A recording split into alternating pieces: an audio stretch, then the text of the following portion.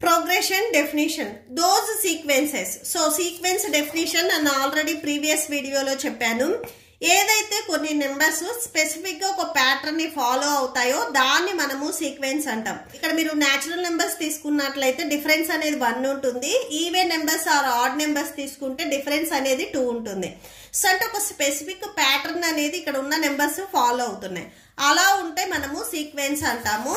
So ఇక్కడ మనకి progression ఏంటంటే దోస్ సీక్వెన్సెస్ ఏవైతే సీక్వెన్స్ ఉన్నాయో whose terms always follow a certain pattern are called progression.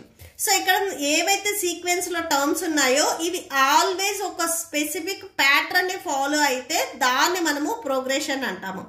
ఇక్కడ మీరు ఎగ్జాంపుల్స్ అబ్జర్వ్ చేసినట్లయితే 1 కి 3 కి మనకి 2 అనేది డిఫరెన్స్ ఉంది. 3 కి 5 కి కూడా 2 డిఫరెన్స్ ఉంది. ఇవన్నీ మనకి ఆడ్ నెంబర్స్.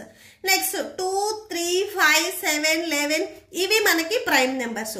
సో ఏవైతే మనకి సీక్వెన్స్ నెంబర్స్ ఉన్నాయో సో ఇవి ఒక స్పెసిఫిక్ ప్యాటర్న్.